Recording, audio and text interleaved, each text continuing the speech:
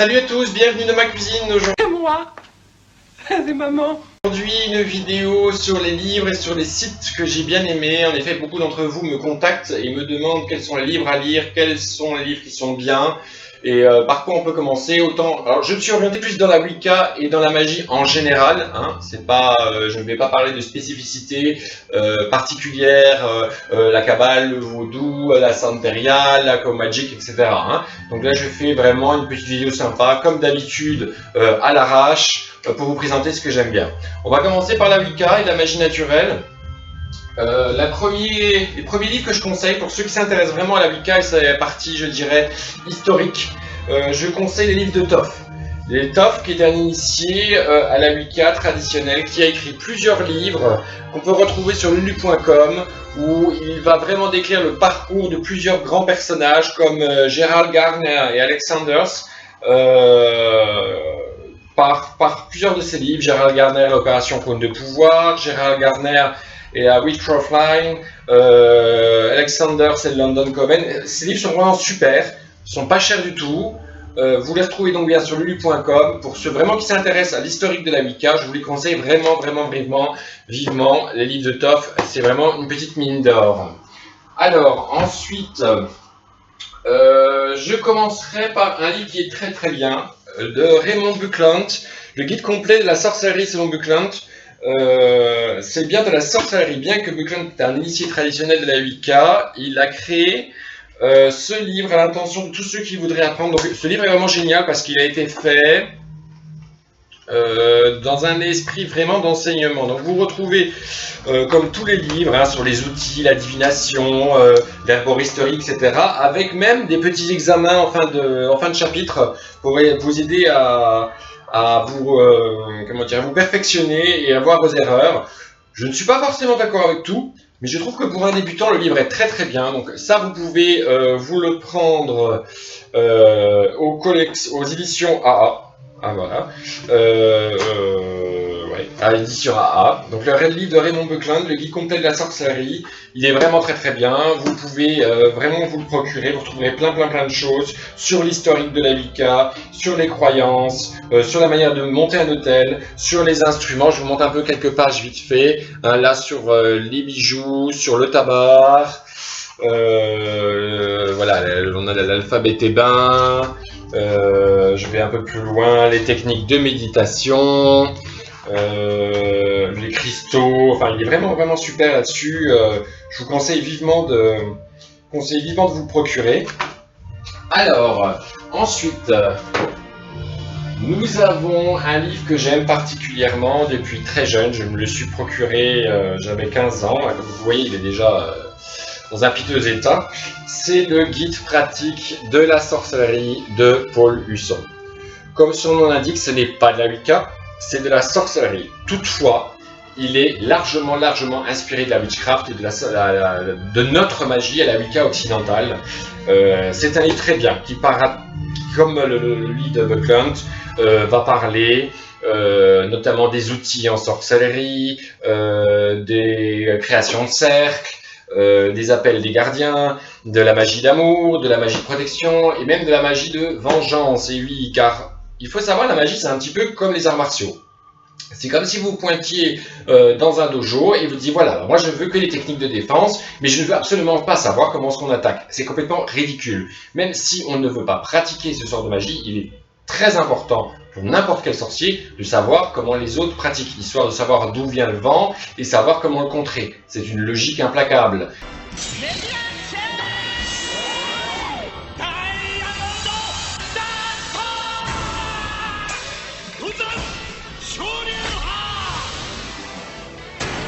Maintenant, l'heure actuelle est un peu dans le positivisme, les rituels, les livres de petits rituels de magie blanche et les anges, etc. J'ai absolument rien contre ça, bien au contraire. Je préfère des livres positifs que des livres négatifs. Toutefois, il est important de savoir aussi une base, je dirais, par exemple sur les envoûtements négatifs, comment sont-ils faits pour pouvoir les défaire. Si vous ne le savez pas, je prends dans un exemple, vous allez vous retrouver où quelqu'un va vous appeler à l'aide parce qu'il a effectivement une tentative d'envoûtement sur lui. Face à une Dagide qui est fortement imprégnée, comment allez-vous faire pour la contrer? Face à un envoûtement triangulaire, comment allez-vous faire pour le contrer? Voilà, donc c'est très important et ce livre, franchement, je le conseille, le guide pratique de la sorcellerie de Paul Husson. C'était aux éditions Fayard. Je ne sais pas s'il y a une deuxième édition, mais vous cherchez, vous le trouverez assez facilement. Alors, ensuite, nous avons... Alors, je l'ai bien aimé, celui-là, ça fait des années que je l'ai.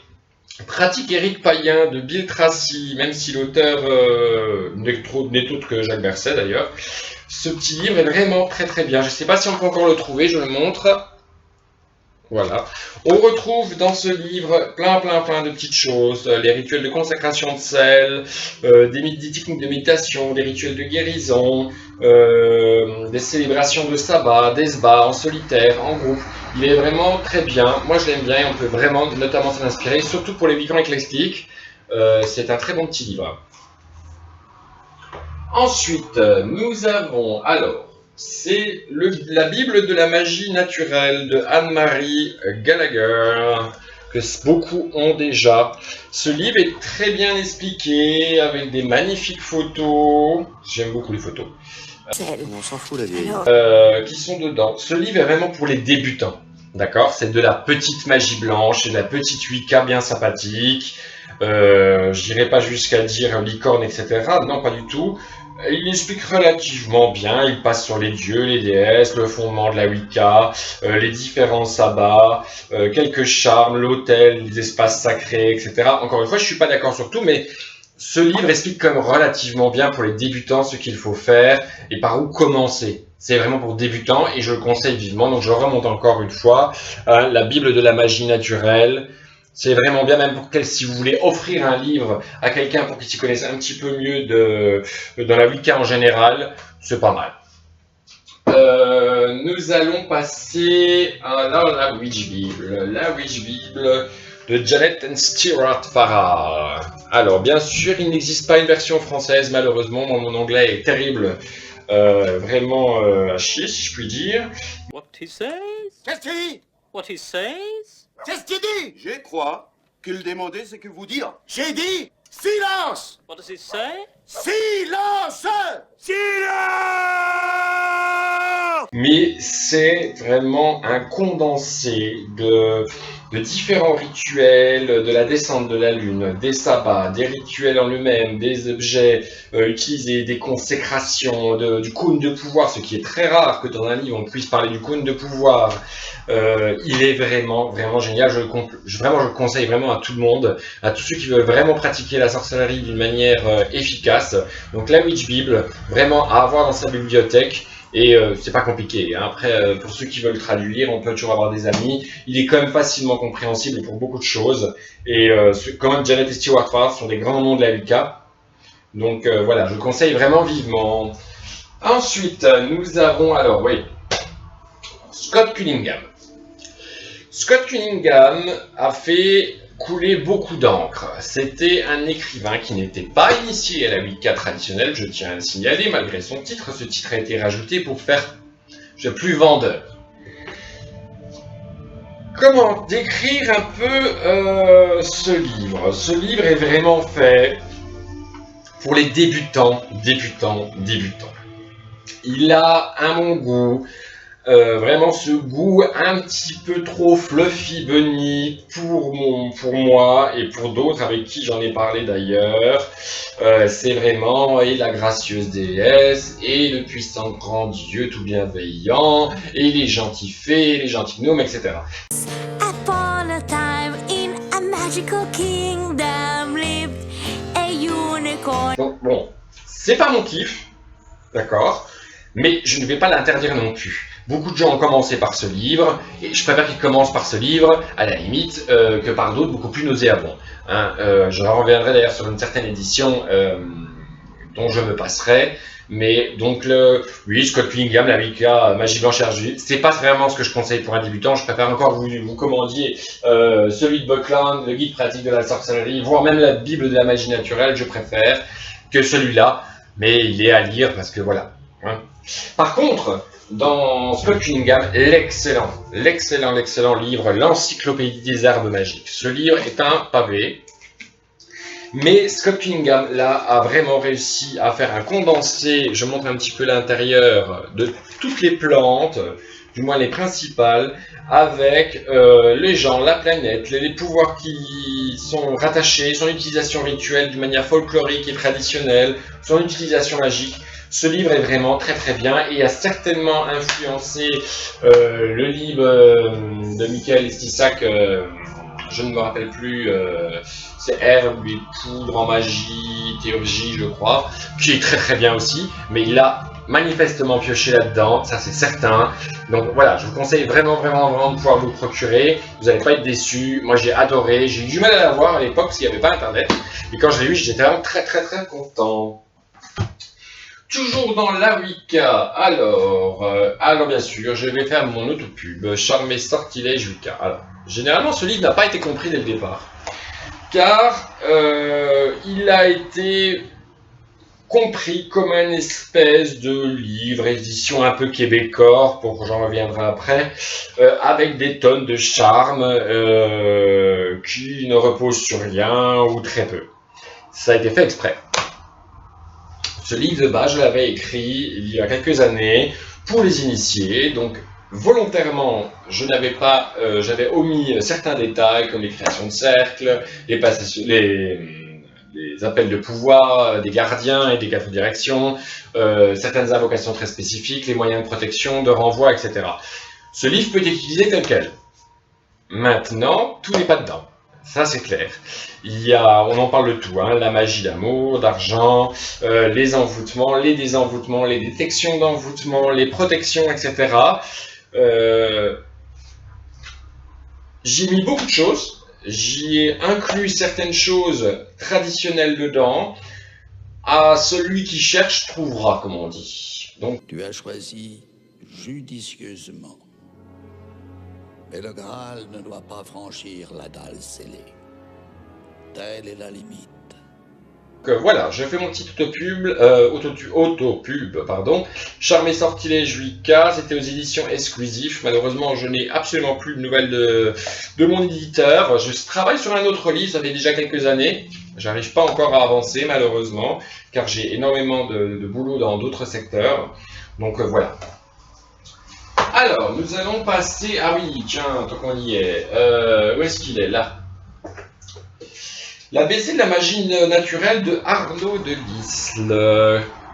Alors, il faut savoir qu'il y a quelques années, je dirais une vingtaine d'années, existait un groupe qui s'appelait le Cercle du Dragon, avant s'appelait le Cercle Moira, qui était un des premiers groupes, je dirais, à s'intéresser à la Wicca de manière anglophone. Parce qu'à l'époque c'était notamment beaucoup la Wicca luciférienne, donc c'était les seuls à avoir voyagé pour retrouver les autres Wicca et les contacter pour savoir comment ils pratiquaient. Il y avait une petite monographie, pas une monographie, mais un petit magazine très sympathique qui était édité à l'époque, qu'on recevait une fois par mois, car je rappelle qu'à l'époque il n'y avait pas internet et qu'on recevait ces petits magazines chez soi. Et je ne sais pas ce qu'ils sont devenus, je ne sais absolument pas. Et j'ai retrouvé ce livre, donc l'ABC de magie naturelle, où justement c'était les rituels que l'on recevait et que l'on pouvait avoir par le Cercle Moira. On a des livres. Ce livre est excellent, hein, parce que moi qui ai eu ces fascicules, je les ai encore. On peut retrouver des rituels d'harmonisation lunaire, des installations de gardiens du seuil, les prières Artémis, communication avec la déesse de la mer, magie de l'orage, la magie féminine notamment, dont le charme du miroir. Je regarde vite fait, on a les outils sur la robe, la cordelière, le lieu du rituel, l'encens, les huiles, l'encensoir, le chaudron, le bâton, le pentacle, la couple, etc., les visualisations. Donc oui, il est excellent. Je vous montre juste à l'époque, ça se présentait sur plusieurs syllabus différents. On avait questions sur la Wicca, par exemple, rituel païen, livre 1, de Biassi, édition Les Trois Parcs. Oui, mais c'était évolué, hein. Il y a eu Moira, le Cercle du Dragon et les Trois Parcs. Donc voilà, c'était très bien là-dessus. En magie, je dirais une magie plus traditionnelle. Là, on va passer dans un niveau vraiment qui couvre l'ensemble des choses. Pardon, on a bien entendu Les livres de Arnaud Tully, l'Alliance magique, La Voix du mage. Ça a été son premier livre, et ce livre est excellent. Tous ceux qui veulent débuter en magie et sorcellerie, la première chose qu'ils recherchent, ce sont des rituels.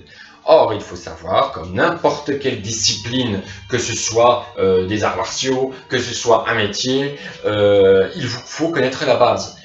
Dans la magie, quelle qu'elle soit, il y a des techniques de visualisation, de projection, de protection, de purification, qu'il faut absolument pouvoir maîtriser pour pouvoir pratiquer cette magie. C'est exactement comme si vous me disiez, moi j'ai vu tous les films de Bruce Lee, je suis fan de films de karaté, donc finalement je dois être quelque part un petit peu ceinture noire de karaté.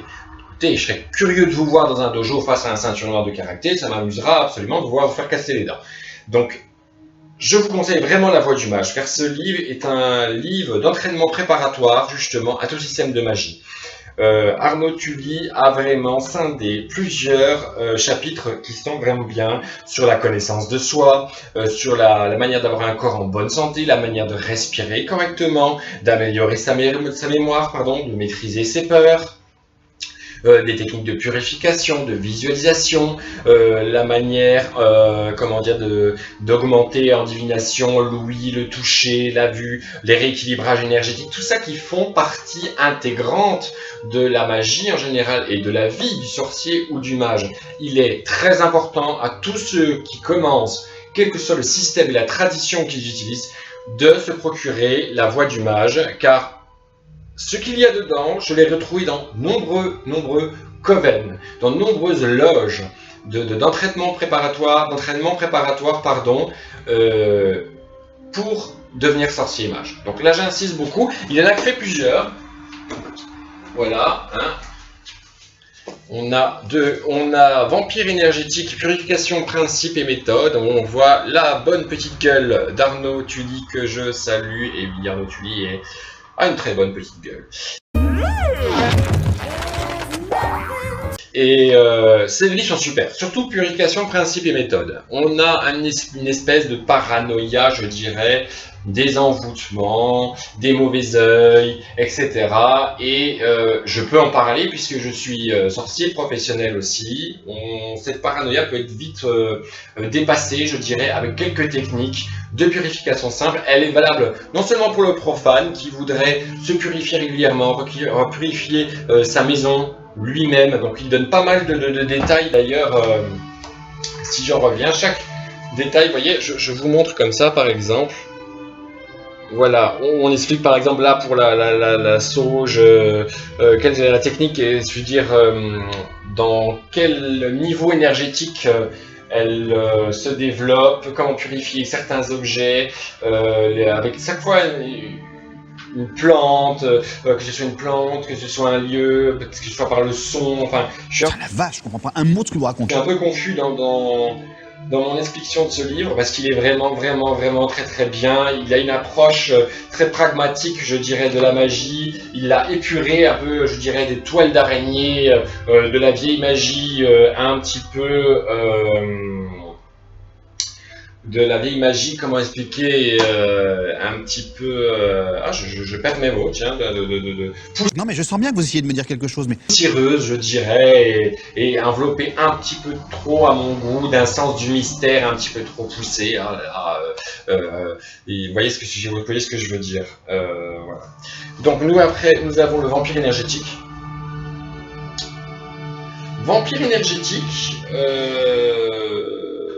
est un très bon livre sur les vampires d'une manière psychique, des vampires inconscients, conscients, des techniques, des approches de comment ça pourrait être expliqué, comment s'en prémunir aussi, car il y a énormément de gens qui se font vampiriser dans la vie de tous les jours, d'une manière directe ou indirecte, et Arnaud Tully en parle relativement bien. Donc je conseille aussi ce livre Vampire énergétique d'Arnaud Tully. Il y a une maison d'édition, il y a des livres, d'ailleurs j'attends un livre excellent sur E4, du moins je l'espère. J'ai commandé plusieurs livres où il réédite des grimoires, donc allez faire un tour aux éditions Alliance Magique, vous allez trouver pas mal de choses qui risquent de vous plaire. Alors, continuons. Alors, nous avons en magie toujours, j'adore les livres de Jean-Luc Carrado. Celui-là aussi, il a fait la guerre, comme vous pouvez le voir. Jean-Luc Carrado est un kabbaliste de base, mais est un excellent mage qui a fait plusieurs livres excellents, encore une fois, qui sont comme le guide pratique de la magie. C'est un livre de pratique, hein, comme son nom l'indique, où vous trouverez plusieurs rituels d'envoûtement, magie d'amour, vengeance, réussite, argent. C'est plus orienté un petit peu vers une petite cabale, pratiquement je dirais même une magie des campagnes. Mais on peut bien s'en inspirer, et ce livre est une mine d'or en rituel qui fonctionne parfaitement. Il en a fait plusieurs. J'ai les charges en magie, le manuel du désenvoûteur, il en a fait d'autres. Mais franchement, je vous conseille de vous les procurer. Ces livres sont excellents, excellents, excellents. Alors, continuons. Mon livre préféré, un de mes outils que j'utilise beaucoup, car comme certains savent, je pratique plusieurs sortes de magie. Le Prince de ce monde, de Naimaneftis et Anubis.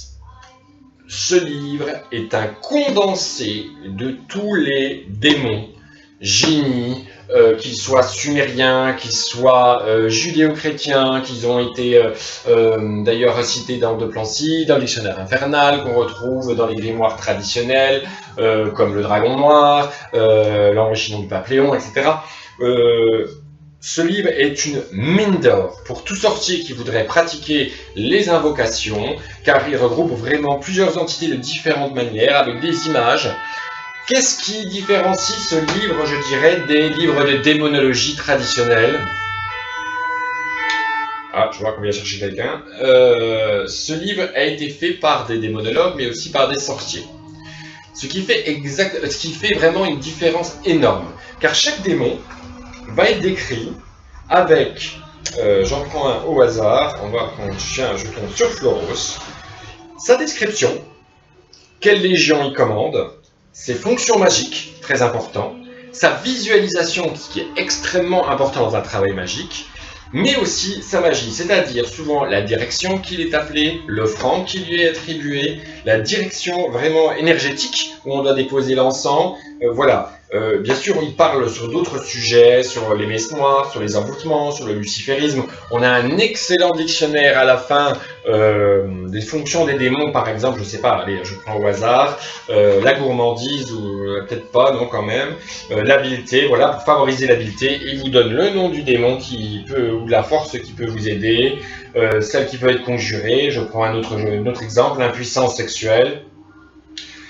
Comment la combattre ou la provoquer. Vous voyez, enfin, il y a vraiment toutes sortes de démons. Ce livre est une mine d'or, j'insiste, pour toute personne qui voudrait pouvoir pratiquer sérieusement la magie et la sorcellerie. Procurez-vous-le avant qu'il n'y en ait plus, car ils se font rares. Et franchement, le livre de Naimaneftis et Anubis, qui ont été, je le rappelle, en dehors de leur vie, qui ont été initiés à plusieurs ordres magiques, les compagnons d'Isis, les groupes de l'Edelweiss, qui ont le groupe de la gnose noire, la Wicca occidentale, la gnose hellénistique, la franc-maçonnerie, etc. Voilà, ce sont vraiment un livre d'érudits. Je vous conseille vraiment, vraiment, vraiment vivement. Continuons. Alors là, nous avons, bah tiens, celui-là, j'aime beaucoup, de Soros, Spartacus, Friedman, les sigils. Je sais que maintenant, ce n'est plus du tout la même bonne couverture, mais c'est celui que j'ai, donc je vais pas me racheter un deuxième. Hein.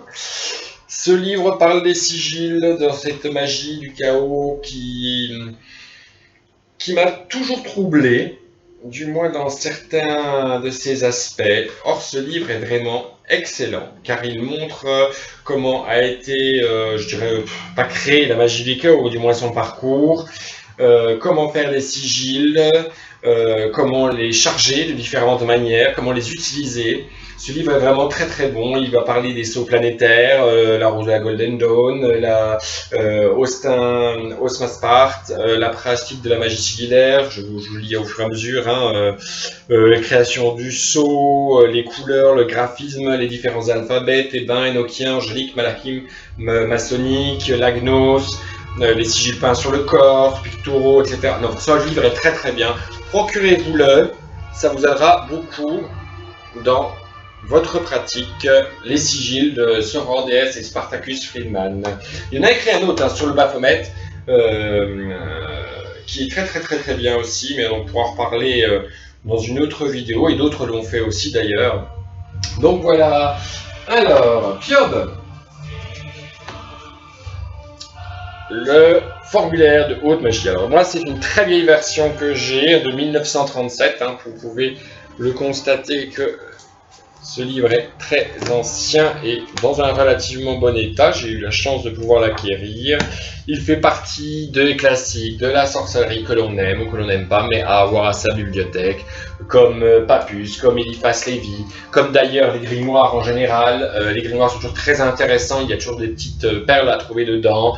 Le grand et le petit Albert, l'Anchidan du Papillon, le dragon noir, le dragon rouge, la poule noire, les clavicules de Salomon, tout ça fait partie intégrante de la magie en général. Vous retrouverez ça autant dans du houdou par exemple, qui s'inspire des grimoires français, dans la Wicca traditionnelle. Si vous regardez la Wicca alexandrienne, vous retrouverez des références aussi à la Kabbale et à la magie traditionnelle avec ses sceaux planétaires, etc. Donc voilà, tous ces livres basiques doivent figurer dans une bibliothèque qui se respecte à mes yeux d'un occultiste. J'ai encore une fois, et là je pense que je peux m'arrêter, La philosophie et pratique de la haute magie de Melita Denning et Osborne Philippe. Ce livre est excellent aussi, je vous lis derrière. Cet ouvrage fera date dans l'histoire de la tradition à la veille du 3e millénaire, alors que renaît les quêtes mystiques de tout ordre, la très présente et très secrète haute magie, très secrète. Non, moi je crois qu'il faut que vous arrêtiez d'essayer de dire des trucs. L'univers et les dieux répondent pleinement à nos intentions métaphysiques. S'appuie sur l'expérience et les recherches de l'ordre de l'Aureum Solis pour rassembler dans ce manuel théorique et pratique les grands enseignements de la tradition occidentale. L'ouvrage compose 3 parties. Le macrocosme, présentation de l'univers dans ses 4 plans d'existence, conçu en fonction des principes de la Kabbale, depuis les grands archétypes du monde divin jusqu'à notre monde matériel. Nous avons ensuite le microcosme, la magie cérémonielle. Je ne vais pas vous lire tout le livre, c'est un petit peu pompeux. Un petit peu plus compliqué, je dirais, pour les débutants. Pas conseillé plus du tout, même d'ailleurs pour les débutants. Mais voilà, j'ai voulu en parler parce que j'aime beaucoup ce livre et qui m'a beaucoup inspiré. Voilà, c'était à peu près tout, je pense, dans mon petit bordel sur la table de tous les livres. Ah non, bien sûr, les excellents livres de Dominique Camus. Alors, ce ne sont pas des livres de magie à proprement parler. Dominique Camus est un excellent ethnologue qui a vécu pendant une vingtaine ou une trentaine d'années auprès des sorciers de campagne. Il les a même épaulés dans le sens où il est devenu presque leur apprenti. Contrairement à certains ethnologues qui se sont contentés d'étudier la chose et l'univers magique, je dirais, d'une manière superficielle et très livresque, lui, Dominique Camus, est carrément entré en contact avec ses sorciers et il est directement allé, il les a suivis dans des opérations de magie, de désenvoûtement, de sorcellerie. Ces livres sont géniaux. Et pourquoi aussi je dis de les acquérir, non seulement pour ce côté ethnologique, mais ce côté sorcier. Il donne certains rituels dedans. Certaines choses sont authentiques, je tiens à le signaler. Bien que tout n'est pas dit, mais un sorcier traditionnel pourra très vite retrouver et adapter les pratiques qui sont décrites dedans. Moi, ça me parle énormément ces livres, puisque je retrouve mes formations premières qui sont la magie de campagne. Donc je sais vraiment de quoi ils parlent. Il y en avait beaucoup. Je les ai tous, mais je ne pouvais pas tous les installer. On a par exemple Jeteur de sorts et des envoûtements. Enquête sur le monde des sorciers. Jeteur de sorts et des envoûtements, la vengeance. Jeteur de sorts et des envoûtements, le châtiment. Vous trouvez très facilement les livres de Dominique Camus. Il en a écrit d'autres sur les guérisseurs, les penseurs de secrets. Franchement, ces livres sont géniaux. Je les conseille. Tous ceux que j'ai conseillé de lire les livres de Dominique Camus, n'ont jamais été déçus et ont été vivement intéressés par ces ouvrages. Donc je les conseille N'hésitez pas à les lire. Voilà, maintenant je crois que j'ai vraiment fait le tour. Je regarde vite fait, car c'est 28 minutes. Voilà. Je vais juste parler vite fait des sites YouTube, parce qu'on est sur YouTube, que je vais voir. Alors je conseille bien entendu le site d'Arnaud Tully. Je vais essayer de mettre en bas dans les liens, enfin tous les liens de ces sites que j'adore. Celui de Dist de Kert. Alors lui c'est, comment dire, Dist...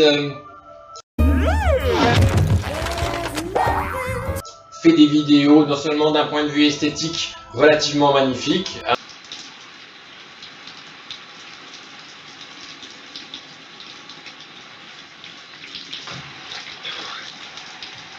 Je crois que c'est un petit peu son métier. Il a une très bonne gueule, hein, petit coucou à Liste d'ailleurs, et les sujets qu'il traite comme l'alchimie, comme le tarot, et je sais qu'il va avoir d'autres vidéos derrière, sont très bien. Ils sont faits avec humour et sérieux en même temps. Il y a ce côté dédramatisant de la chose qui est très bien, car la plupart des vidéos qui sont faites sur l'occultisme en général sont pompeuses et chiantes à mourir, on peut le dire. Lui, franchement, on a plaisir à regarder, et d'un côté esthétique et humoristique, mais aussi de son sérieux dans ses vidéos. Je vous invite vivement à aller voir sa chaîne, à vous abonner. On a aussi la page YouTube de Antinous Seranil. Antinous est un authentique initié de la Wicca avec un seul C, de la Brotherhood, qui est une tradition sorcière et non pas de la Wicca, ainsi que différentes traditions magiques comme le Houdou. Il a été initié en Louisiane par des maîtres, et donc il représente en France ces traditions-ci. Je suis un serviteur du feu secret, détenteur de la flamme d'Anon. Donc allez voir ses chaînes. Il a d'ailleurs fait toute une playlist, je dirais, sur la Wicca, son historique, les outils, les sabbats, les esbats, les charmes, etc. Allez les voir, prenez votre temps, regardez, il y en a plein, donc vous avez de quoi voir. Franchement, abonnez-vous à la chaîne d'Antinous, ça vaut le coup. Nous avons aussi la chaîne de Vincent Louvergne, qui est excellente aussi sur la magie traditionnelle, sur les égrégores. C'est un auteur de plusieurs ouvrages que j'ai pas mis là. Hein. Je me présente mes excuses à Vincent, mais je pouvais pas tout mettre sur ma table, je les ai dans ma bibliothèque. Nous avons aussi la chaîne de Sébastien Lemaut, qui est excellente aussi, où là il fait des critiques de livres. Ses vidéos sont relativement très bien faites. C'est un personnage très sympathique. Donc n'hésitez pas à aller visiter sa chaîne. Et je me permets de faire un petit peu de pub pour le Cercle du Loup Noir, qui est une nouvelle boutique ésotérique qui vient de naître il y a une semaine ou deux, qui est excellente. Beaucoup d'articles vont se rajouter, ils vont être spécialisés dans tout ce qui est magie et sorcellerie. Vous pourrez trouver certaines choses que vous ne trouverez pas ailleurs, comme notamment des bijoux à base de sceaux, de démons. Vous pourrez trouver des singulums, des tabards bientôt, certaines statues, des encens, donc que ce soit en magie traditionnelle, en houdou. Je vous conseille vivement d'aller faire un tour sur le Cercle du Loup Noir, qui va devenir bientôt une référence, je l'espère, en boutique ésotérique dans notre France, Belgique, Luxembourg, Suisse, etc. Voilà. Désolé, cette vidéo est un petit peu longue, un peu brouillon, mais bon, vous me connaissez, hein, c'est mon habitude de partir un petit peu à l'arrache comme ça. Et en vous souhaitant une excellente journée. Nous, il pleut, il fait moche, mais c'est la vie. Voilà, bonne journée!